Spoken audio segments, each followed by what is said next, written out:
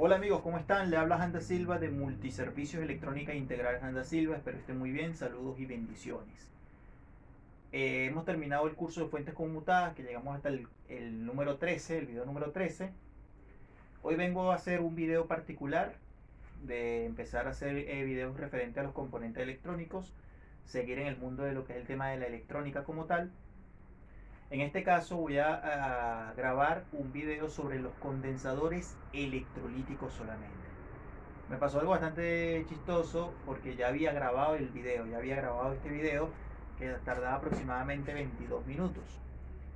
Pero cuando estoy revisando el tema de la galería, lo borré sin querer. Lo borré sin querer y no lo consigo, no lo encontré. Y bueno, ahora estoy grabando nuevamente. Espero que realmente les pueda favorecer esta información. Es referente a estos componentes que vemos acá. Condensadores electrolíticos. Solo condensadores electrolíticos. Vamos a estudiar un poco este tema porque hay bastantes dudas. Te recomiendo que te suscribas al canal si no lo conoces, que compartas la información para que otras personas también puedan enterarse de esta información técnica que es bastante importante para los que están comenzando en electrónica, para los que ya llevan tiempo e incluso para los que ya están avanzados. Muchas gracias amigos por apoyarme, bendiciones, le habla Anda Silva y vamos con el video.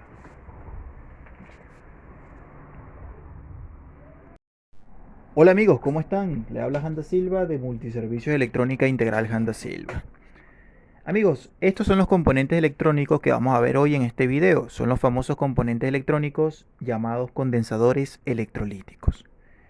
Condensadores electrolíticos son componentes que básicamente se utilizan en la electrónica para almacenar voltaje. Estos componentes básicamente tienen una determinada polaridad. ¿Qué significa una polaridad? Básicamente que tiene un negativo y un positivo. Cuando nosotros vemos el componente, acá está, tiene todo lo que es negro y por acá una franja de color gris, ¿cierto? Bueno, resulta y acontece que esto gris que está acá, que es una línea, es lo que se conoce como el negativo.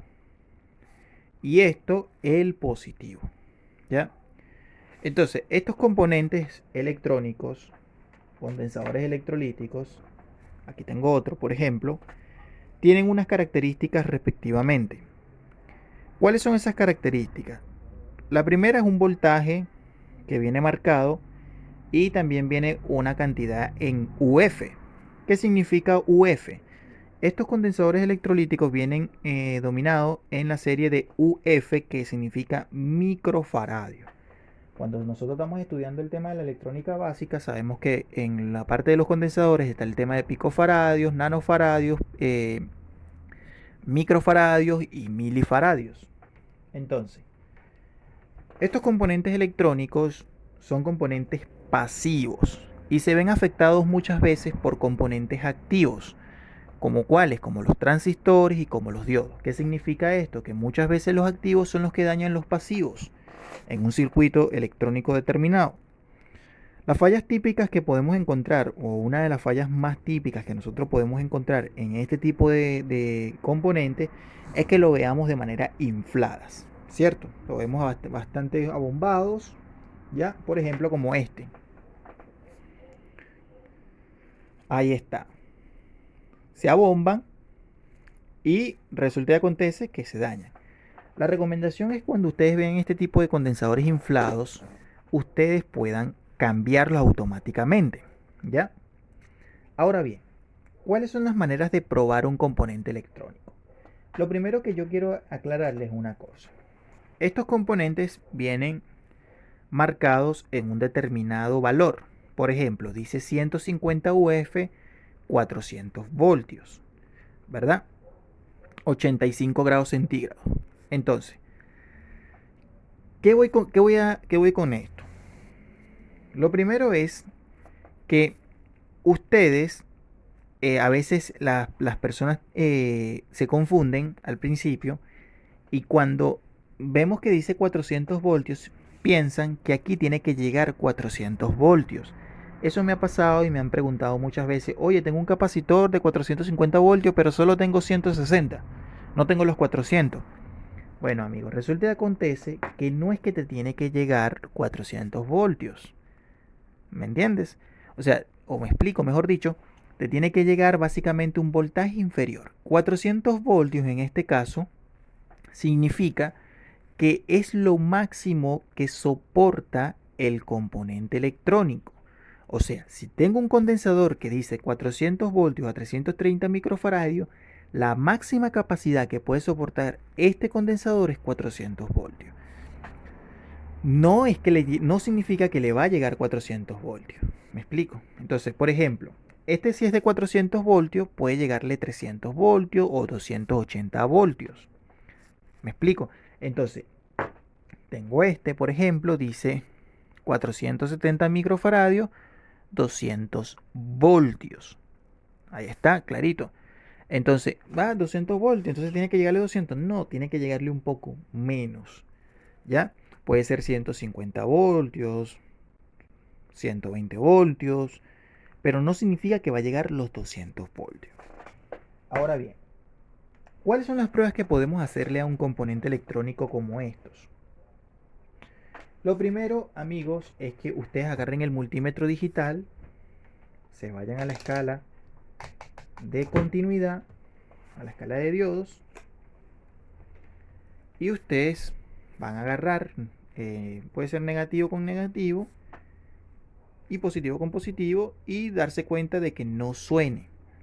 ¿Por qué? Porque si ustedes ponen un condensador y empiezan a tocarlo así, ¿verdad? Y queda pitando de esta manera, el condensador significa que está en corto. O sea, explico nuevamente. Yo agarro el condensador, voy a probarlo, ya negativo, positivo, me marca una lectura y luego se cae. Eso es que generalmente que se carga el condensador en un determinado momento y no tiene que quedar pitando. Si queda pitando de esta manera permanentemente, significa que el componente electrónico está en corto. Ahora bien, hay otra cosa que hay que aclarar acá, que es muy importante. Muchas veces tenemos una fuente de alimentación como esta, fíjate que tenemos los condensadores ahí, y estamos empezando a medir dentro de la placa. Resulta y acontece que cuando estamos midiendo dentro de la placa, agarramos el multímetro, ponemos la escala de continuidad, ya estamos midiendo, y de repente pongo el negativo y el positivo, por ejemplo en el condensador principal, y de repente suena. Ya hay un corto. No, el condensador está malo. Pensamos, no, el condensador está malo. Y resulta y acontece que como está puesto en el circuito, pero está sonando, o sea, queda pitando así, por ejemplo, pensamos que es el condensador que está malo y resulta y acontece que no es el condensador el que está malo. ¿Por qué, amigos? ¿Por qué les aclaro esto? Porque vamos a desoldar a veces componentes pensando que están en corto y resulta y acontece que no están en corto. Resulta que el condensador básicamente estaba incorporado, o sea, el corto estaba incorporado en otro lado. O sea, no en el condensador como tal. Estaba incorporado el corto en un semiconductor. Un semiconductor como los transistores o como los diodos. Por ejemplo, pasa mucho en fuentes conmutadas, por ejemplo, de televisores. Ya estoy revisando, el televisor no prende, me voy, toco los terminales del capacitor principal, me marca corto. Resulta y acontece que no es el capacitor principal el que está en corto, sino es el transistor conmutador el que está en corto. Y al estar en corto, el transistor conmutador, ¿qué pasa? Pasa que como está en corto y como el capacitor está conectado básicamente con el transistor, ese condensador, ese corto, se traslada hasta el capacitor. ¿Me explico? Ahora bien, hay una duda que muchas personas tienen. ¿Cuál es esa duda? Me preguntan, Hans, eh, ¿por cuál condensador tenemos que sustituir si nosotros no tenemos los que sean iguales o idénticos? Bueno, amigos, en mi experiencia personal, por ejemplo, yo tengo este condensador que dice 2200 microfaradios a 16 voltios. Lo conveniente es cambiarlo por uno igual. Igual este, por ejemplo.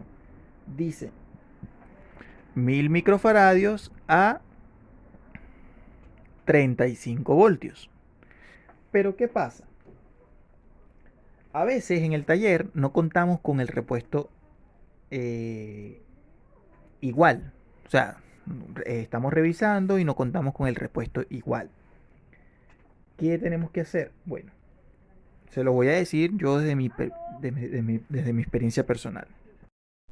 Lo que ustedes tienen que hacer cuando no tengan componentes iguales es, se puede hacer lo siguiente. Supongamos que yo tengo este componente que está hinchado o está dañado. Ya dice 1000 microfaradios, 35 voltios. Amigos, he reparado equipos colocándole un voltaje más alto. O sea, le puedo poner uno de 50 voltios, que no sea de 35 voltios, sino de 50. Se lo puedes colocar perfectamente y va a servir, va a funcionar correctamente el aparato. Incluso le he puesto uno que diga así, por ejemplo, 675 microfaradios a 50 voltios. O sea, menos microfaradios y más voltaje y el aparato funcionaba. Me tocó en estos días, esto es una experiencia personal que le estoy diciendo, de un televisor de la marca Nex, el cual tenía en la salida de los capacitores, casi todos los capacitores de la salida estaban hinchados. Había unos bastante peculiares, porque que me llamaban mucho la atención, porque eran como los condensadores que estaban básicamente también en la fuente de los LEDs. Eran de 63 voltios aproximadamente, pero no recuerdo la cantidad de microfaradios. Yo le coloqué uno de 100. Eran dos de 63 voltios. Yo cambié uno de 63 por uno de 100 y el otro de 63 por otro de 100. Y no recuerdo, no sé si eran de 2200 microfaradios o algo así, o de 1000 microfaradios, y le doblé incluso los microfaradios a 2200. A 100 voltios, el aparato funcionó correctamente. Prendió excelente, amigos, prendió excelente. Ese aparato incluso yo lo vendí. Acá está la prueba. En venta Smart. En venta, no Smart. No era un televisor no Smart. Entonces, ¿a qué voy a llegar con esto? Que muchas veces, amigos, nosotros podemos hacer adaptaciones siempre y cuando se conozca el circuito. Lo que ustedes tienen que hacer, por ejemplo, nunca hacer, mejor dicho, es, por ejemplo, si este condensador es de 35 voltios, nunca ponerlo por debajo de 35 voltios. O por ejemplo, este dice que es de 100 voltios. Dice 100 voltios, 100 voltios, 100 microfaradios. Nunca puedes colocar por debajo de 100 voltios. Ahora,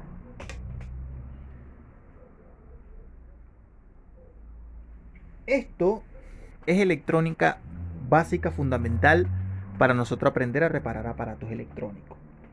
Porque muchas veces nosotros vemos los componentes allí y no sabemos, nos empezamos a complicar la vida y todo lo demás. Y como les digo, pues hay que tener paciencia y tratar de incluso de conseguir fuentes conmutadas usadas para nuestro análisis de estudio. ¿Ya? Entonces, en mi experiencia personal, he sustituido condensadores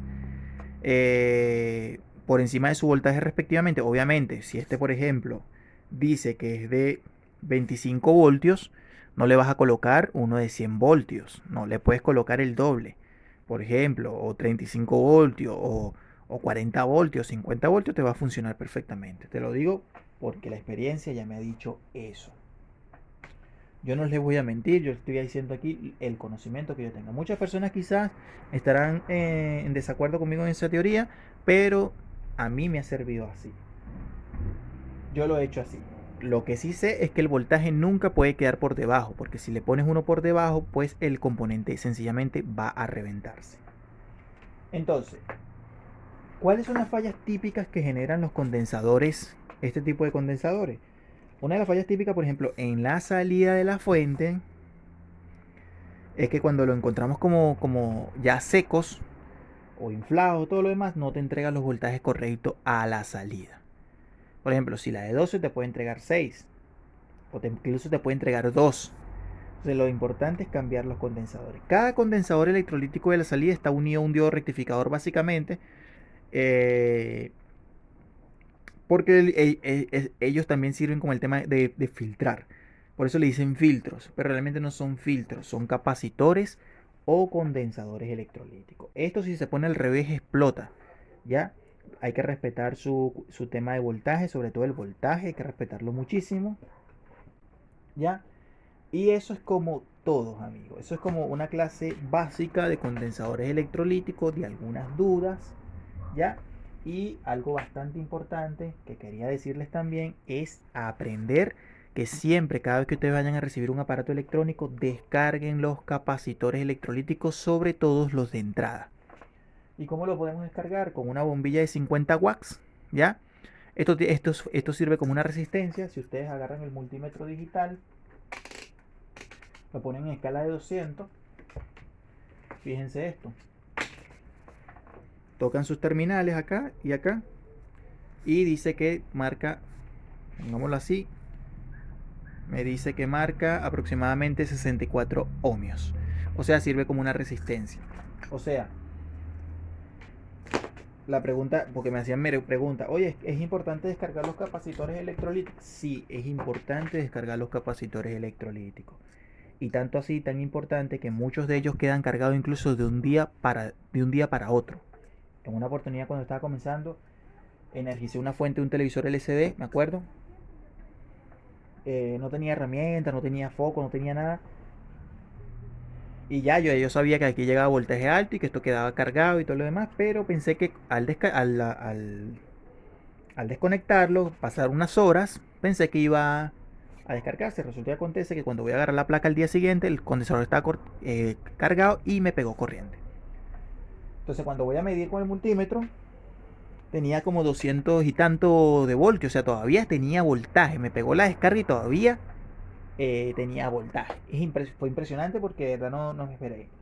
Hay otras tarjetas que sencillamente se descargan súper rápido porque cuentan con una resistencia al lado. Y esto lo que hace es que la resistencia, al tú desconectar el aparato, se va descargando 200, 180, 160, 150 de manera rápida y se carga cero. Pero siempre descargar condensadores de entrada. Y me preguntan también de los de salida. Los de salida también, amigos. No son tan importantes tampoco a la hora de que te vaya a pegar corriente ni nada, pero sí es importante descargarlos porque estos cargados, cuando hacemos conexiones con la otra con la mainboard, podemos llegar a un pico de voltaje y dañar la tarjeta.